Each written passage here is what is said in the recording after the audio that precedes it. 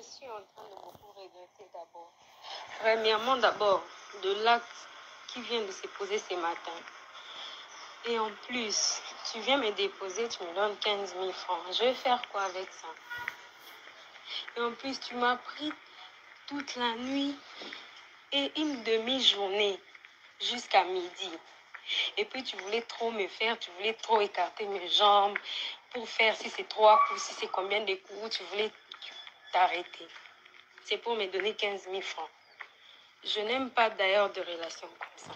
Moi, je n'aime pas de relations comme ça. Je n'aime pas. Puis prochainement, ne m'appelle plus. Si c'est pour me donner ce que tu m'as donné, ne m'appelle plus. Et puis ne m'appelle plus. D'abord, d'ailleurs, j'ai vu que tu ne considères pas cette relation. Parce que tu as très mal agi. D'abord, tu devrais t'excuser, mais tu t'es dit que non, na salani. Na lobelio mezo bisanga na salani. Kobenganga souté. Si seulement je savais, si on avait eu depuis le lobby que ça bajor à bateau boy. Je voulais même pas te donner mon numéro. D'ailleurs, je suis en train de te bloquer puis supprimer ton numéro. Kobenganga te. 15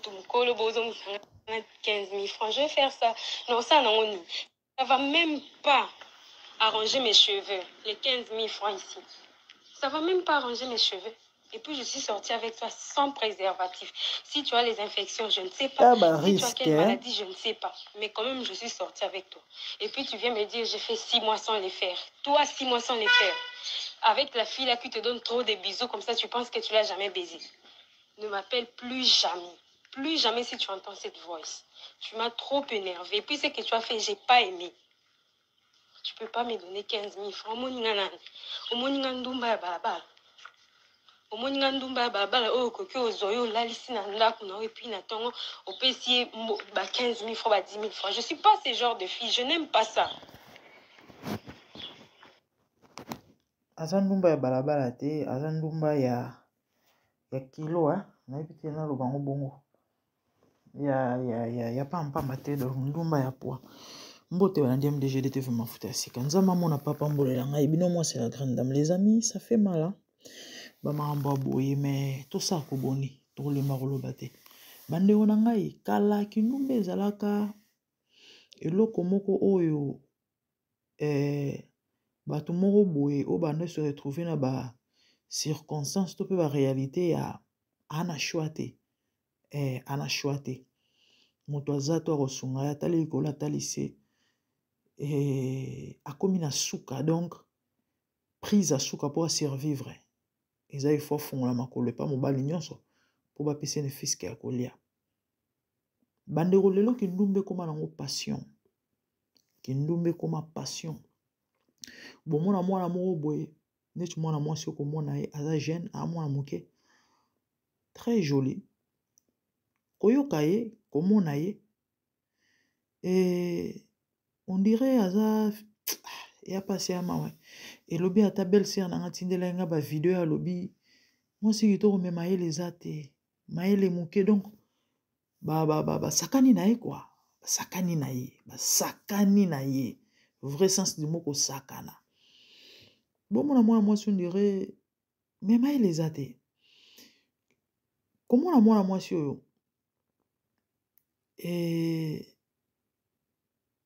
bandi obo comprendre. Naza so na osaba émission neta ba jara boye tellement na pasi na motema na kande sangani na ma oka de fois ozanga mamba koloba mais eza te kozangi mamba koloba. Certainement bo comprendre ngai. J'ai eu trop mal tant na moni ba image ya fille. Donc quand de boyo ki alobi ke azandumba ya balabala te, azandumba ya kilo. Avant to komwana, je disais que kalezaki so mon moi mwasi na balabala osa prostitution eza ke ata likolo atali na se mto sunga azate. Et mingi ezaki moi ba yaya ba tantine bato moi je poussani moi moke au-delà ya ba 25 à 30 40 matin. Okano na utaka bwende tangu na eki sasa na epa mama leki sikoyo tobungana ou encore place nazalaka esimbaka te babengana ngai mama akufaka ta babiloko moko boye bahistoire moko bomonaka ido ya pasi e moto akoki te ake amitiki na balabala me lelo kindumbi ekoma passion bomona mwana mwasi moko neti fille oyo so bolandeli bomona ana baboti neti koma Benicia ta kombo kitoko Benicia la fille tokota kosala l'émission ya plus ou moins une semaine passée oyo batika ye motakala na hotel Benicia a des parents na tie ntango nasali mwa video na TikTok botala baréaction ya bato na bagarçon mosusu bazala bamakangu na ye moko ya taximan azoexplike mama mwana mwasi amonisanga mpasi donc ekóma nango passion lelo bafille lelo na bakongo asepeli akóma na ye tiel non pas parce que na ndako na bango baliaka te ye moko asepeli asa mosala wana asepeli asani mosala wana mama adebrouillaka mwa moke papa adebrouillaka mwa mayelobo omonanaka nango na lipa mwa matembele na losi omonanaka nango ata na ntongo baleta ntuka na poko molongolongo emonana kala biso oyeba ezala na bato oka mpe 2 jours mpe bebo ekauki ana elo akotia na monoko te me mwana mwasi mpe kitoko mamipesi na losambo aozela ti nzambe akosala ekomi nzambe azalaka fidèle boyoka mpe nzambe mpe asali peko bokamwe peko oye azalaki mama papa soki ya ndenge nini aleli ye akomi boye wabala cadre aboni boye ko oui c'est ça mais lelo obandeko botaba makambo toomona yango babana na biso ya mibali baobala banani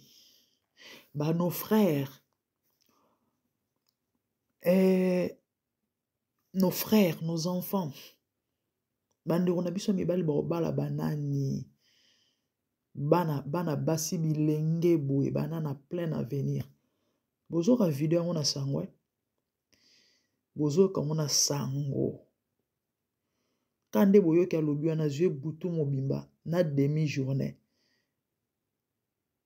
et asuki wana te afilme ye so peut être consentement na bango parce qu'apparemment c'est comme si la fille voyait de la vidéo la caméra et amaka mingi azwi butu mobimba azwi na demi journée fo mona balèvre mwana mwasi ndenge vimbi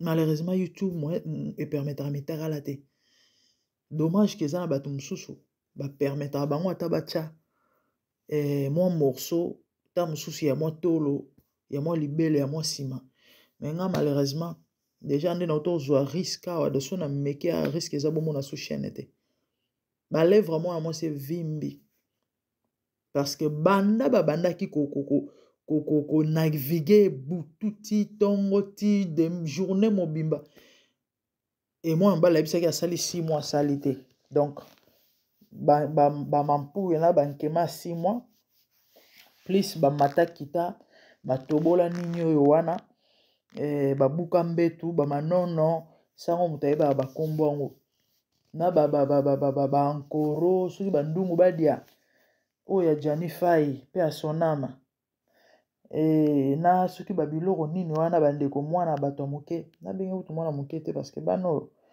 obenge mwana moke aye akopesa classe yo mama mokolo akopesa o classe les amis ça fait pitié chez genre des choses et bato bayebi bato bayebi famille bazali bandeko yango soni ezalaka su te soni existaka su te na mokilo ya bato mais franchement que le Seigneur nous aide cette génération eza vraiment pourri en tout cas na préféré en passant na benda matoi na baboti naloba na ndeko mwasi ndeko mobali moko ozolanda nga ta mosusu na osali foyer te ou encore osi osala foyer mama papa mipesa na losambo ndeko mitika na losambo tika bana na prière bana bakola kati na bonzambe parce que sans yesu mobulu bota bavi bato bakoma nango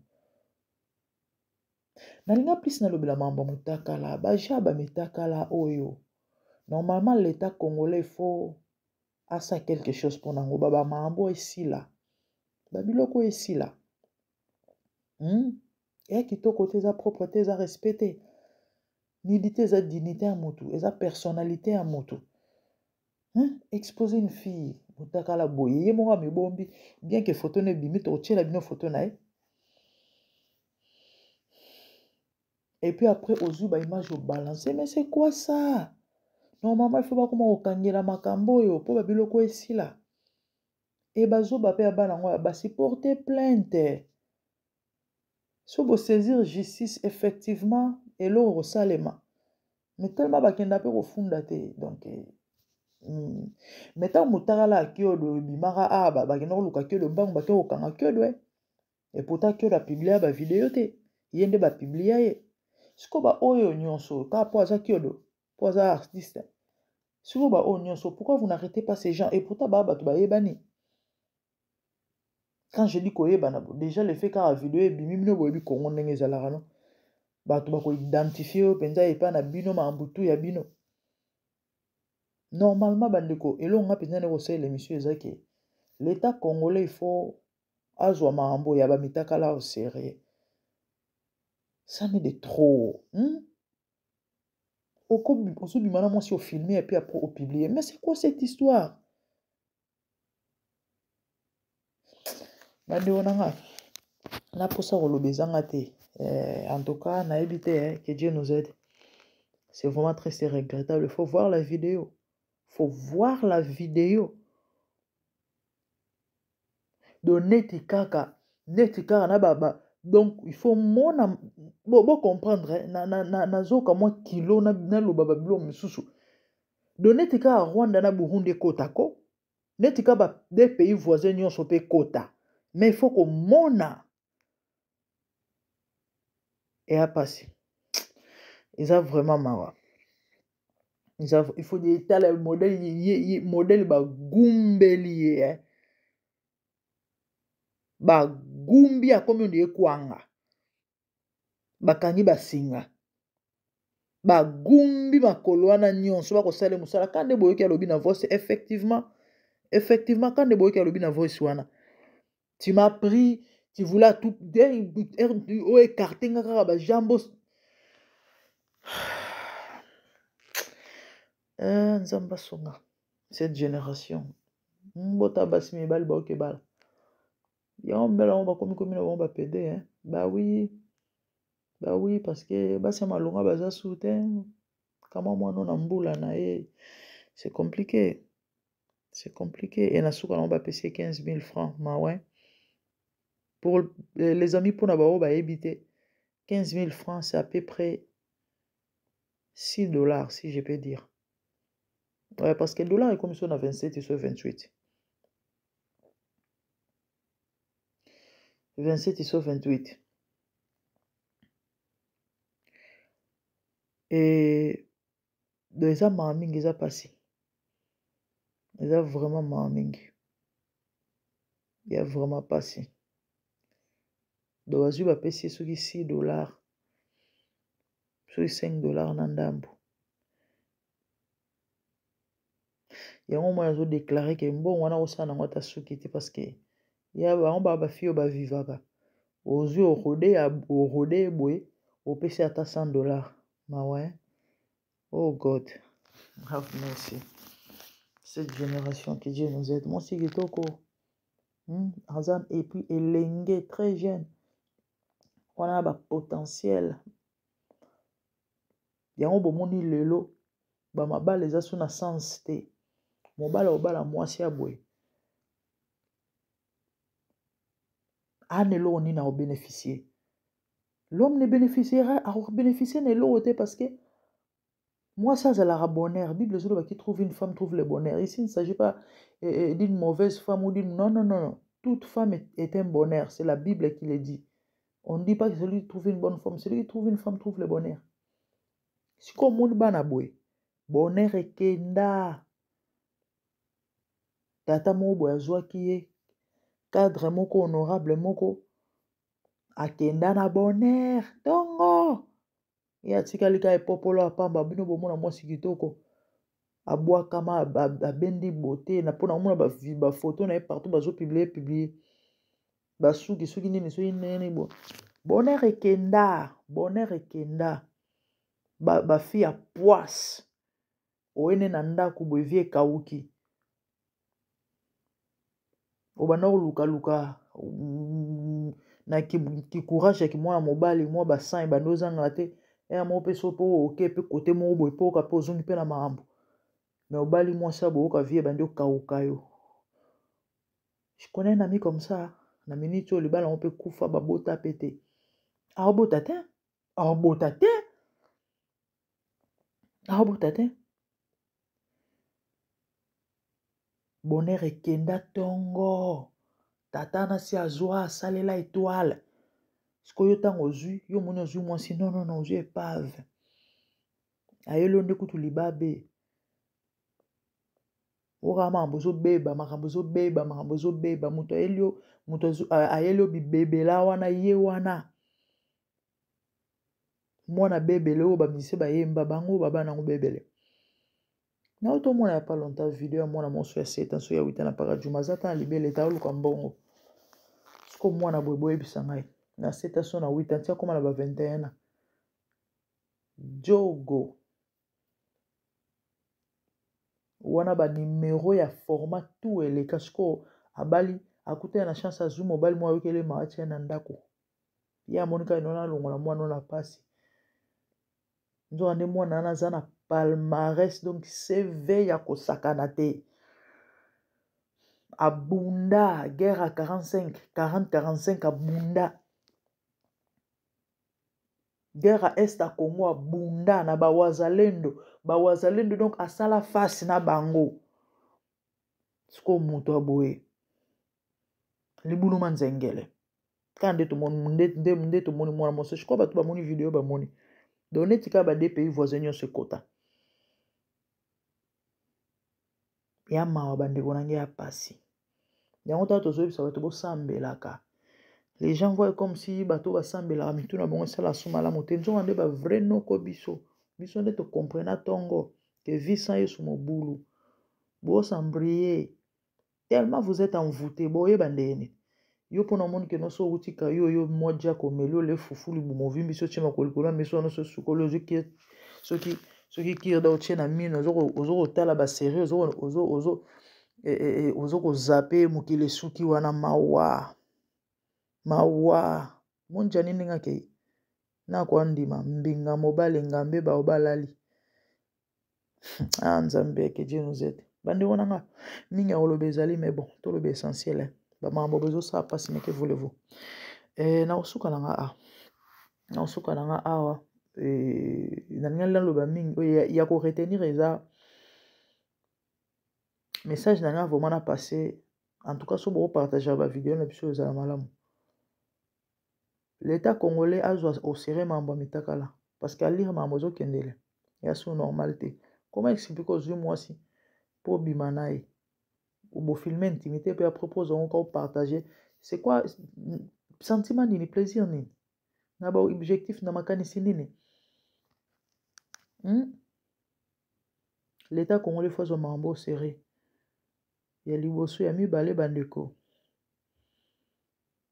mokili oyo bamakambo toomona ya so normal te kindumba ezali eloko ya kobanga ya somo ya kokamwisa lelo ekoma nango na bato bakosala kindumba te bakomosala en tout cas ete ya bato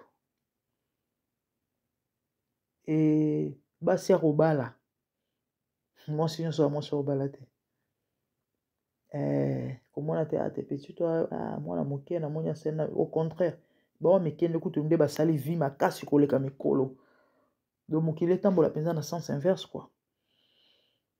Que Dieu vous bénisse. Je suis la grande dame. Si c'était votre première fois, abonnez-vous massivement.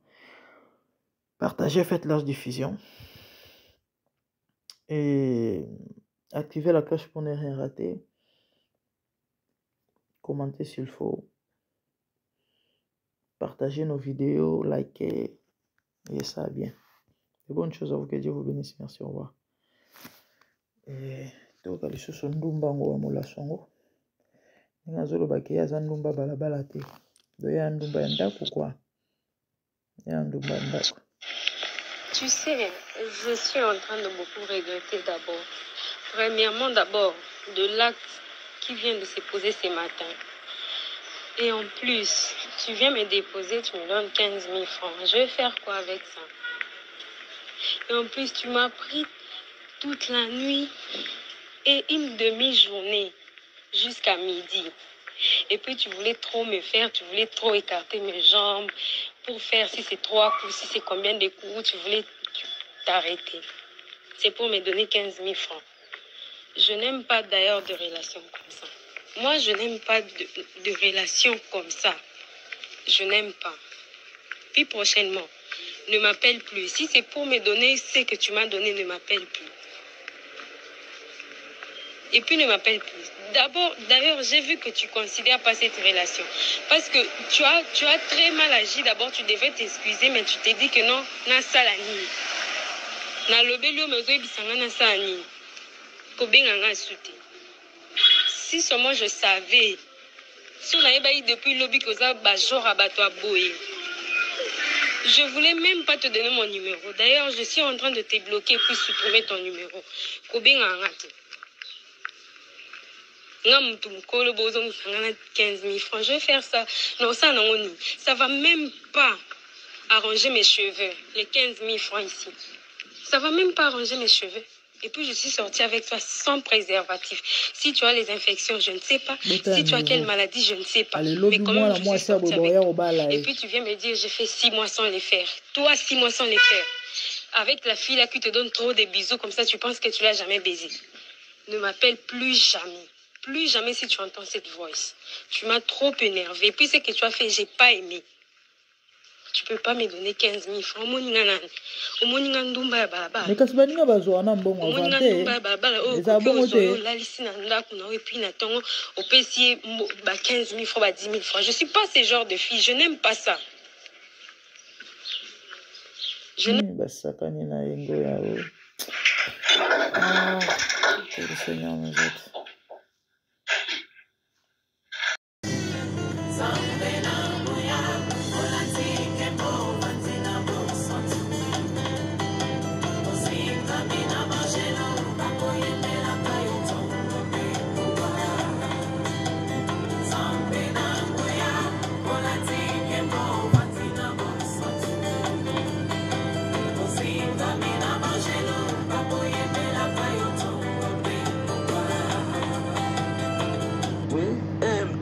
TV, une chaîne ointe pour la cause de Christ.